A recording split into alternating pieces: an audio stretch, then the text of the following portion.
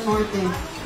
One of our mandates is to promote local products, to develop and commercialize our products. Sa flavors at shipping. Color, no? Pero kung bantayan mo, pareho ra ang design niya.